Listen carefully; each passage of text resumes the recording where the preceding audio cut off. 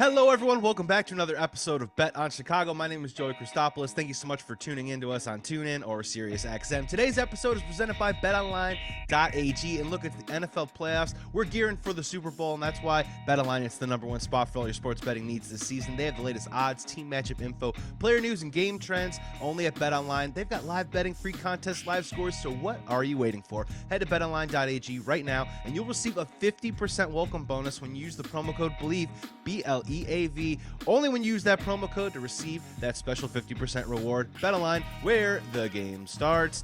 Ladies and gentlemen, thank you so much for coming into the pod. It's a new year, but I got an old friend coming onto this podcast right now to talk all things Chicago sports.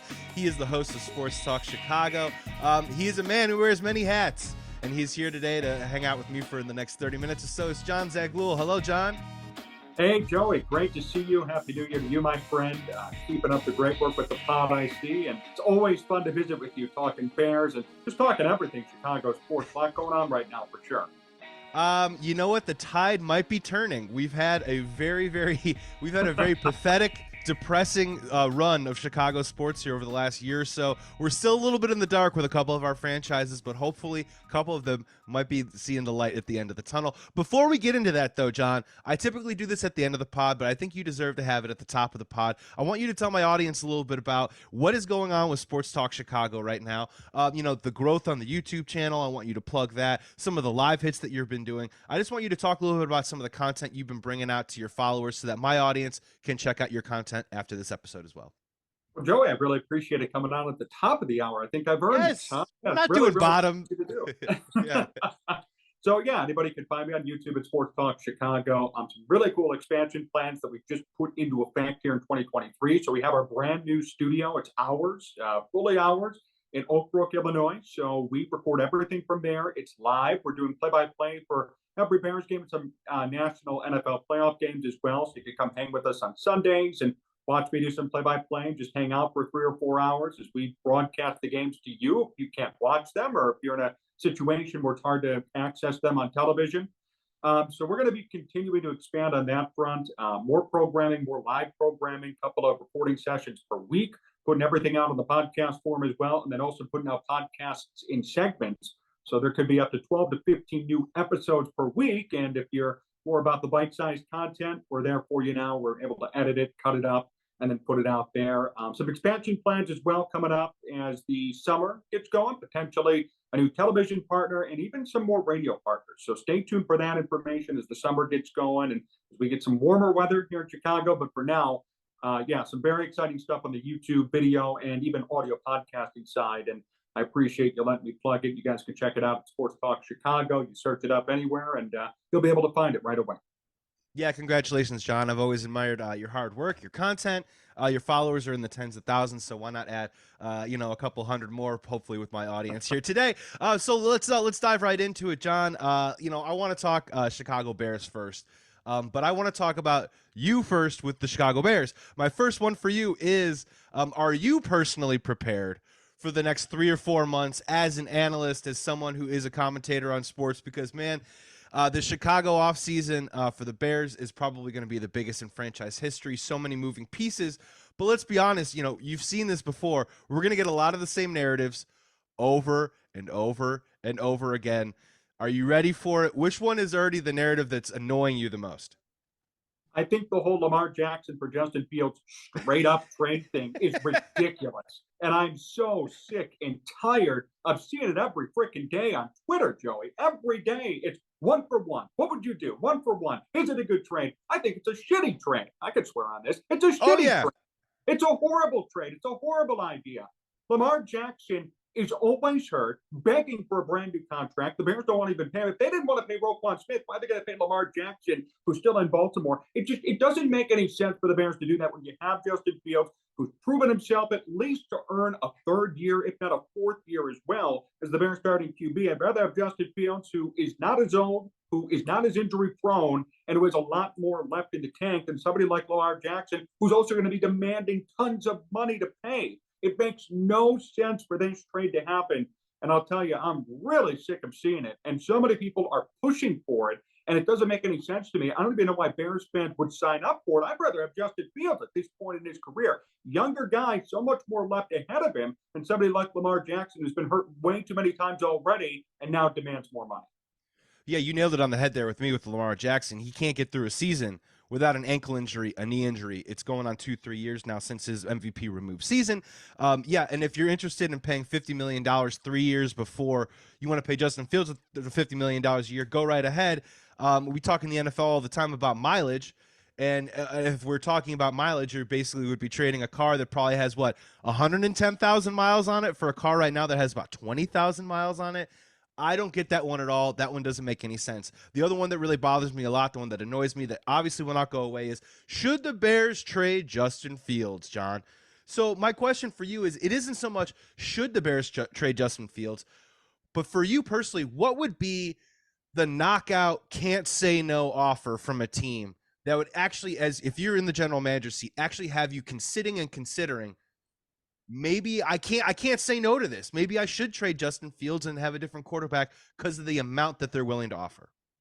If somebody offered the Bears 2 first-round picks for Justin Fields today, I think I would pull the trigger. I think that's a great offer for Justin Fields. And then the fact that you still have the number 1 pick, it's not like you're going to be drafting or you're going to be stuck with some backup quarterback or some retread. You could get the best quarterback in this draft class to replace Fields. So if somebody came to the Bears and said, we're going to give you 2 first-round picks for Justin Fields, maybe even a second or a third rounder for the preceding years, moving forward, something along those lines, how could you say no? That's where I stand. I like Justin Fields. I think he's had a pretty good year. He's certainly shown that he's deserving of having the starting spot and being with this team, being the franchise guy. But if you're going to be offered 2 or more first-round picks, plus a potential third or fourth, and you have the number 1 pick, and you can draft the best quarterback in this draft class, to me, it would make perfect sense to make that trade.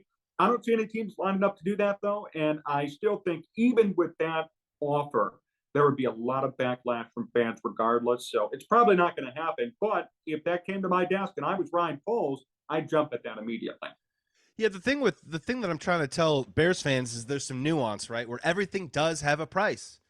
Everything has a price that you have to consider. Look, I don't want to trade Justin Fields. I love the guy. I think he has a high ceiling, and I think the character alone, I think he might be the best leader as a quarterback that we've had since Jim McMahon. Or I don't know, maybe Jim Miller in 2001. Either one.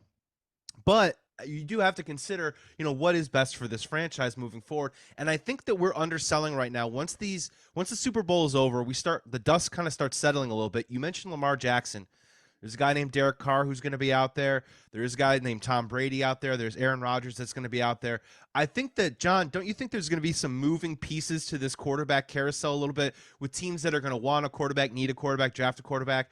I mean, there's a lot to settle before the Bears can even probably understand what the market is for that number 1 pick and what they do with it moving forward.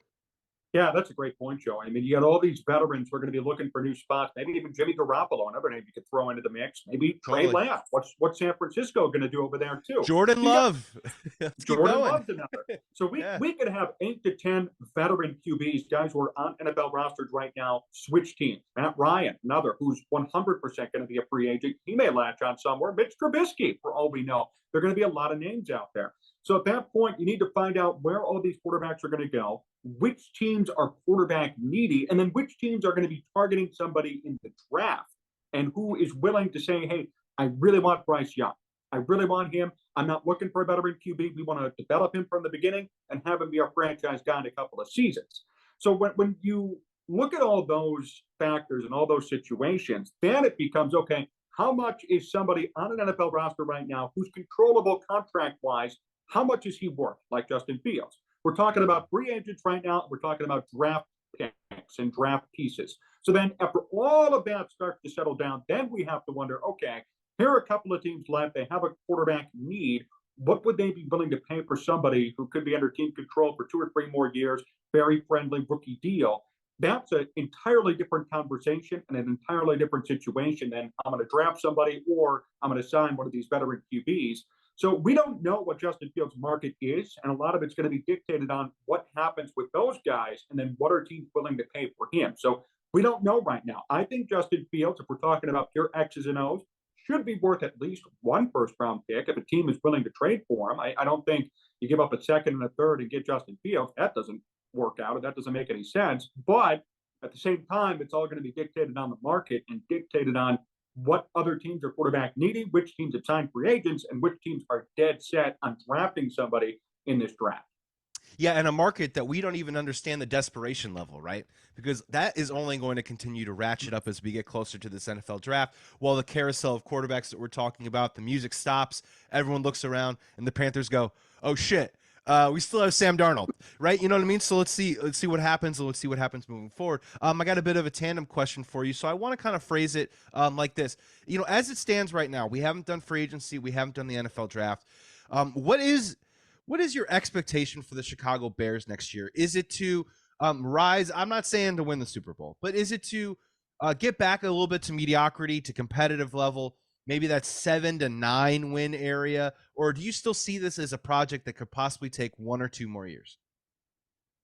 If it takes 1 or 2 more years, I think it's an abject failure by Ryan Poles. You have $120+ million in cap space. You have the number 1 overall pick. You have a real quarterback. You have money to spend, and you have certain guys on your team that you could build around. If this team next year is not at least contending for a wild card spot, we got a problem. And then the blame will shift to Ryan Poles, wondering what the hell he did with all these resources. See, here's the interesting part about this Bears offseason. For once, there are no more excuses. We've all made excuses for so many coaches and GMs over the years, and most of them have been warranted. But now there are no more. There's no bad situation. There's no first round pick. The Bears have literally the number 1 overall pick, the most cap space in all of football. This is it. This is your moment to shine. So if the Bears next year are not 8-9, 9-8, getting into the wild card, or at least contending week 17, 18 of the season, I think we got a big problem in Chicago. So if I were Ryan Poles, I'd be shooting for that. If I were Bears fans, I'd be expecting that. Anything less, I think, is a complete failure and a complete waste of golden generational resources that you're getting if you're Ryan Poles and company. And look, you know, John, here's the thing that I keep talking to some friends about, and I want Bears fans to just keep this in mind, because look, this is going to be the silver bullet. This is going to be the ammo that I think the Detroit Lions fans, Green Bay Packers fans, and Minnesota Vikings fans are going to throw in our face for the next couple of years, which is why I'm with you that I think next year is going to be important. Do you know what Justin Fields' career record is right now? It's 5-21, John. 5-21.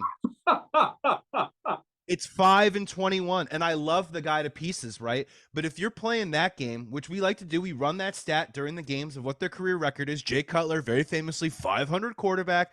It's going to take Justin Fields 3 or 4 years just to get back to 500. Thank you, Matt Nagy, by the way, for that. But, I mean, that's the truth, right? And there's an optic to it that obviously there's nuance, and we all know that it isn't necessarily the mark or the reflection of the player. But man, if they go in the tank again next year and they're like, hey, this is a 2-year process, is Justin Fields going to be like 9-32? You know what I'm saying? Like, honestly, like heading into a possible contract year, like what does that look like? Is that fair to him? So kind of, weigh in on that. Can you, I mean, they have to do something about that, because it's a number. It is what it is, but it is something that's going to be thrown in his face and our face in the subsequent years until we start winning some football games. Well, I'll tell you what, if they're going to be tanking next year like they did this year to that extent, where they're going to be winning just 3 or 4 games, I would say, I don't even know if they have confidence in Justin Fields to be the guy. If you're tanking again to try and get another number 1 or number 2 pick, and you already passed on a quarterback this draft, I think at that point it'd be pretty apparent that there's no confidence in Justin Fields. Now, I doubt that's going to happen. I'd be stunned if they did that. But it is on the table. Yeah, and at that point, I mean, if Justin Fields is going to be like 9-30, that's ridiculous, and it's unfair to him, because he's been for really his whole career a complete tank. It's been a tank since day one. Matt Nagy and Brian Pace being lame duck GM and head coaches. You bring in somebody new. It's a purposeful tank, and then you do it again next year. It's like, well, this could even get a shot. I would compare him then to Josh Rosen, or somebody who just totally got a horrible, unfair shank like Rosen did with the Cardinals, and then now needs a new home, needs a new opportunity. So, yeah, I'm with you on that. I would be very disappointed for Fields if they tank next year. But I would also say if they did go that route, it's obviously a vote of no confidence in him. And I think there's no reason to do that. We've seen enough this year to say, okay, he's a competent quarterback. He has stuff to work on, but he's definitely competent. He's not some bust. Let's continue to build around him. Yeah, and I think this coming year is going to be the separator. We talk all the time about we got to get Justin Fields weapons. We got to get a team around Justin Fields that is interested in winning. which I don't think that he's honestly had yet. I mean, at least you can look back and say with Mitch, they loaded up. They got a Khalil Mack, right? And they went for it. They were interested in winning games around a quarterback that was growing. Even with Jay Cutler, they did attempt to bring some guys around him in an attempt to be interested in winning. So my question for you is, and I think I might already have the answer, is how far down the draft are you willing to go? How are you willing to, I'm looking at something like, let's just say the Commanders at 16, right?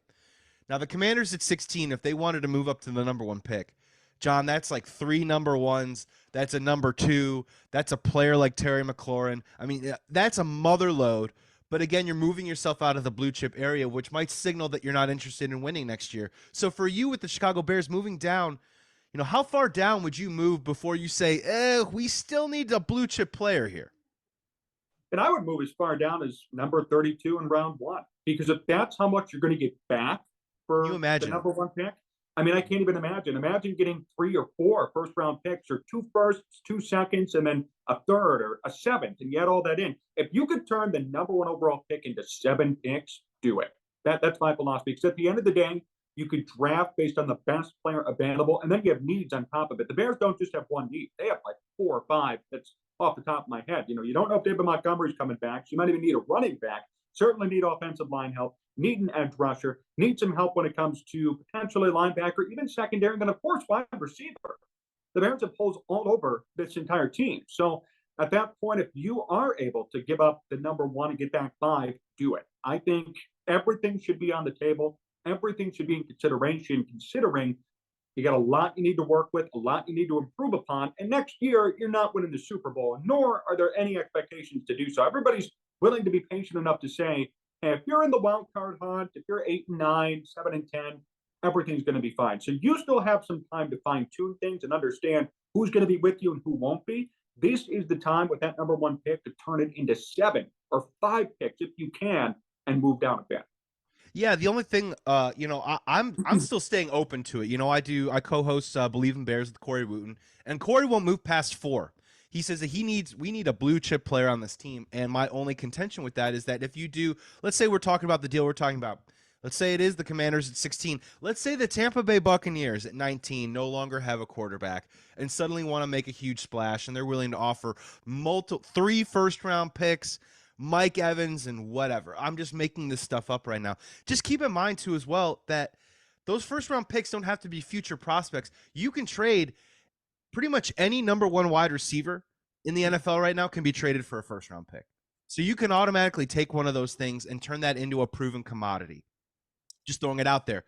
Is Cooper Kupp going to be in the Los Angeles Rams uniform for, in 2 years from now? We don't know that. But that's the idea, is you have that power and that capital to possibly do that moving forward. And man, just, the possibilities are endless. And I mean, dude, it's really exciting, right? Because we could talk about this all day long, right? I mean, this is a labyrinth of so many different doors that the Bears can open up right now. And it's just it's truly exciting time. I want to get your take on another exciting development. Obviously, Kevin Warren has been named the president of the Chicago Bears. Just weigh in on what you think that the hire means. Not just Kevin Warren, the person, because I think we're all still getting to know him a little bit. I mean, let's be honest, unless you're super plugged in, do you really know? Did you really know Kevin Warren was building the stadium 4 or 5 years ago, Bears fans? I'm going to call bullshit on that. But just talk about what the move means for the organization, putting something with his pedigree and his resume in place, and just what you think it says about the organization as a whole as they move forward with Justin Fields, in the future. I think anybody getting rid of Ted Phillips is already a friend of mine. So that's number 1. He's going to be gone. That's great news for Bears fans. Everybody should be popping the champagne, being excited for that development. As far as Kevin Warren goes, really great resume. COO of the Minnesota Vikings for a number of years. Obviously, they're a winning franchise, maybe no Super Bowl, but they're always competitive. They got the new stadium done and moving under his direction.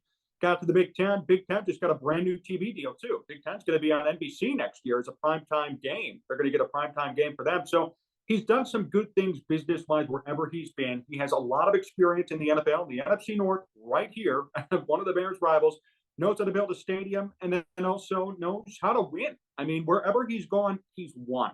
The Big Ten has gotten much bigger under his direction. The Vikings were winners under Kevin Warren, whether it be financially or just on the field. He knows what it takes to win. He has a good relationship with Justin Fields now as well on top of it, because Fields played at Ohio State. So there are so many connections. I think the move just made a lot of sense. And again, getting rid of Ted Phillips, that's big news. I mean, that's huge news for Bears fans and people who've been following this team since 1999 at least, for Ted Phillips' sake. So there's a lot to like with this, and I think it's only going to benefit the Bears when it comes to finances, when it comes to this new stadium in Arlington Heights, and when it comes to winning, because he's going to probably be more willing to let Ryan Poles do what he wants to do and make sure that this team can be competitive in the years to come.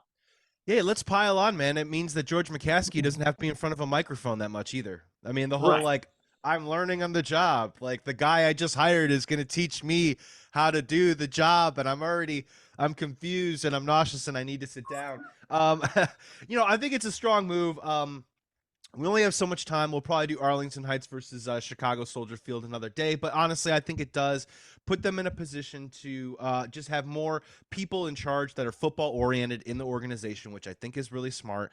I also think that that the Chicago Bears and the McCaskey family, I think the McCaskey family will eventually sell the team once the stadium opens up. I think it's positioning itself for that. Virginia, bless her heart.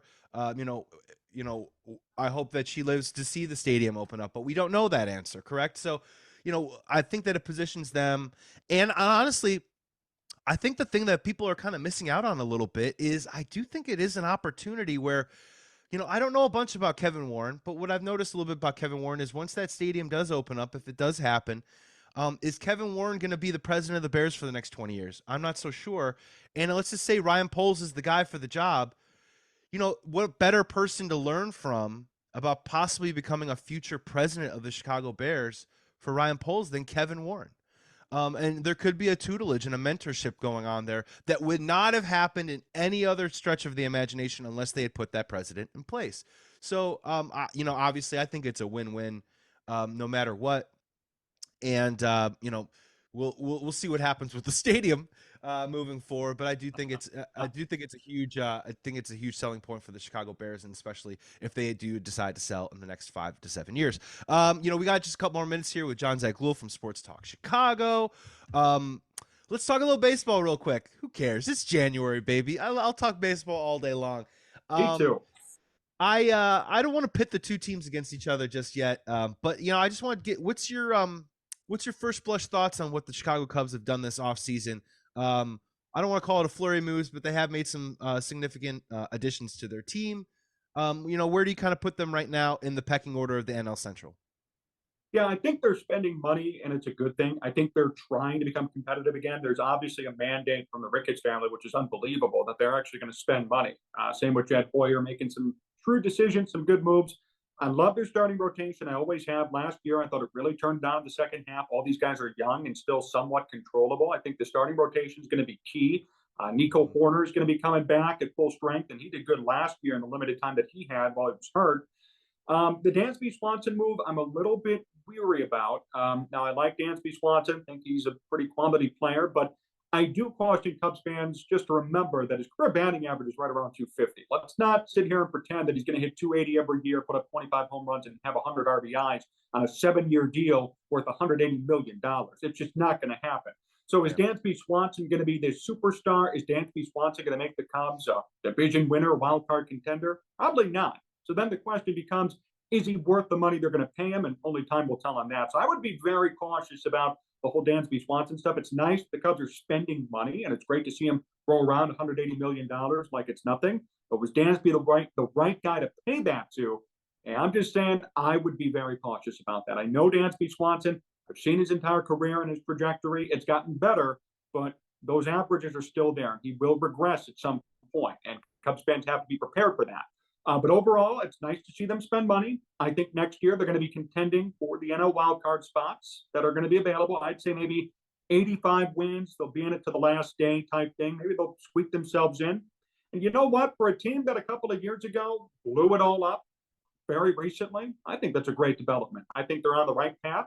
I think, maybe in 2 years, we could talk about World Series or NLCS and heightened expectations. But for this year, If they're contending for a wild card spot in September, I think that's a huge success for them, considering they're going to be spending money and guys are still going to develop for this team too. They still have developmental pieces like Matt Mervis, who's going to be probably a big part of this team.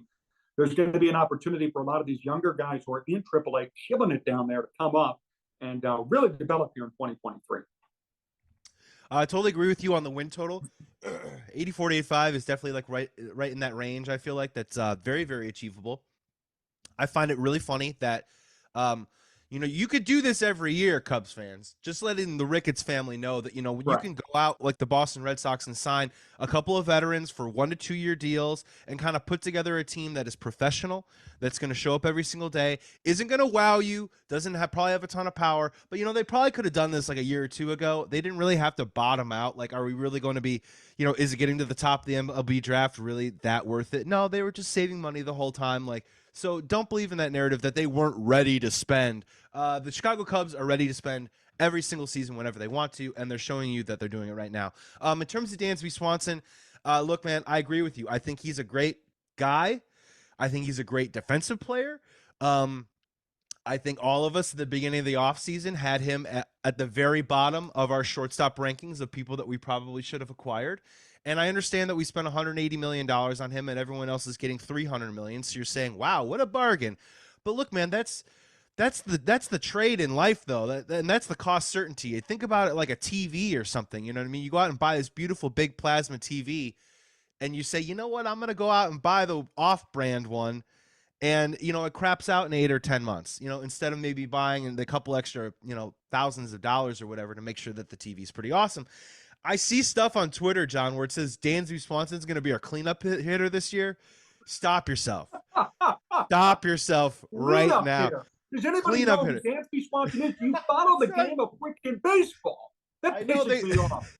I know they look at it and they say, oh, wow, he hit 20-plus home runs. He could be our cleanup hitter. Like, honestly, guys, listen to me very carefully. Maybe he's a 2-hitter, but honestly, he strikes out so much that he's probably more like what, John? 6'7", a 6'7", 8 hitter, a guy that might come up with a big base hit when you need it. I think he will be clutch.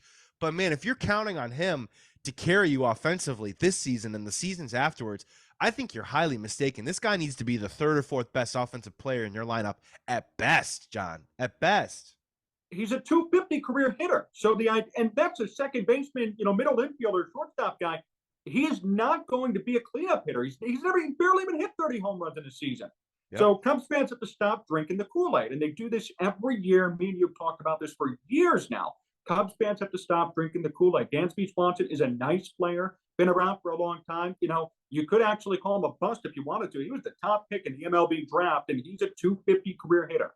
For the first 3 years, he was a bust, yeah. John. He was. He turned it around. Good for him. But I mean, exactly. I think everybody's way overdoing it, overhyping it, because the Cubs have spent so little money over the past couple of years that some of these fans are just so starved for something, and they're putting all this money into Dansby, and people are going to go crazy. Look, he's going to hit 250 with 22 home runs and maybe 70 RBIs. That's nice, but that is not cleanup hitter worthy. It's not even worthy for his contract that they're going to pay him. So I'm just saying that right now. And John, this isn't fair, right? But is this not the same story we went through with Jason Hayward? Yes. A high up prospect who came on the scene and then struggled, and then he got it together the last couple of years, and we're paying him money because he's a Gold Glove guy with a offensive ceiling that we haven't quite seen yet, and he's a great dude. And I don't want to set a bad expectation for Dansby Swanson, because I know Cubs fans give Jason Hayward the hardest time possible, and I do think he will be better than him offensively, because if you just look at their swings, Jason Hayward's swing was never meant to stand up over a full season. I mean, it's not consistent. You know what I mean? It had this huge loop in it and a problem. I think Dansby Swanson's swing is better, but man, this is kind of the same story, John, and I'm just kind of worried that we're building this guy up too much for this huge fall when I just want him to be a piece on a winning team and not a savior. Exactly. I fully agree with you. And I actually said that a couple of weeks ago, so I can't believe that's why I pointed at you. I couldn't believe you said it, because I haven't heard anybody else say that. It's eerily similar to Jason Hayward. Big contract, 7-8 years, $180 million, big name, relatively speaking. Jason Hayward had a decent name behind him when he came here from the Cardinals. Hit 293 the year before, best batting average he's ever recorded his entire career.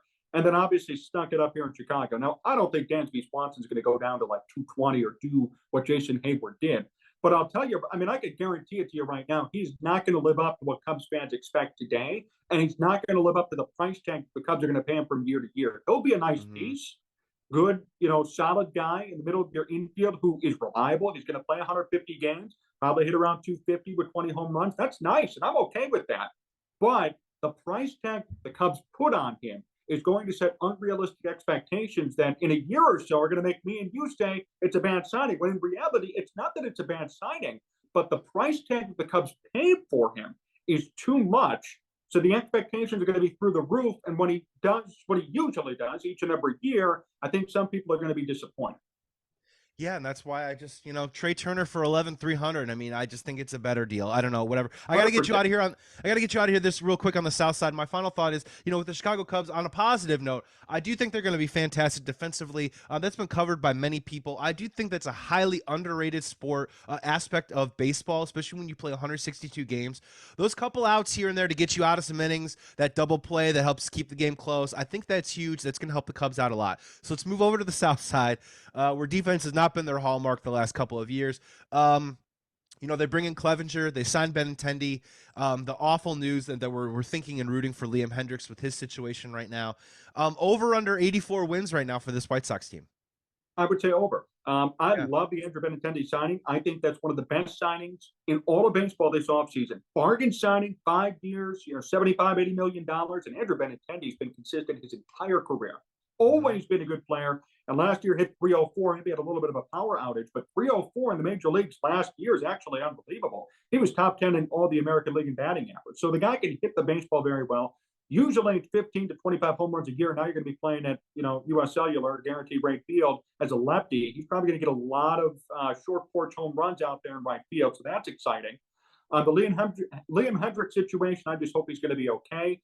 Clevenger, I love that move too. Nice bargain hunting deal. 1 year, $9 million. Clevenger was elite with the Guardians from 2016 to 2020. Had the surgery last year, was about league average. I think he's going to bounce back in a big way. Got Dylan Cease, who's ready to go, and he said, I want to pitch 200 innings. I mean, there are good pieces on this team. The problem was nobody executed last year at all. The players were the same. The players are going to be the same for the most part this year, but execution is the problem. So the question is, can Pedro Grifol get the most out of these guys? Can there be less controversy with Tony La Russa gone, less off-the-field distractions, less pundits, less everybody talking, and more focus on the on-the-field product? And I think if the White Sox can do that, they're easily going to be a wild card team. If not win this division, there's no reason why they can't do it. They have the same roster almost from 2020 and 2021. So the question is, can they execute as a team? And that's something we're going to have to watch out for this season. Yeah, execute as a team. I definitely think the talent is there. When you lose a guy like Jose Abreu, when you have a guy like Liam Hendriks going through what he's going through right now. Right. You mentioned Pedro Grifol. I think the leadership on the White Sox is also going to be crucial this year because, I love Tim Anderson. I just don't think there's a lot of guys in that team that look to him as a leader. I think that's okay. Let your leadership speak on the field, but Grifol's got to really rally those guys. And I think they sorely missed that last year with Tony La Russa at the helm, so hopefully they get a chance to do that. And we'll talk more about it as the offseason goes along because it's only January. Jon Zaghloul from Sports Talk Chicago. We got to get you out of here. Toss out your socials. Plug your show one more time, my friend. So great to see you again. Thank you so much for taking the time. Congratulations on your new opportunity, and I can't wait to do it again soon. Yeah, thank you so much, Joey. You guys can follow me at Jon Z Sports and then subscribe to the YouTube channel Sports Talk Chicago. This video is going to be up there too, so we'll make sure to do some cross-promotion, cross-platform, all that good stuff. But Joey, hey man, always a pleasure. I love coming on your show. I love breaking it down with you.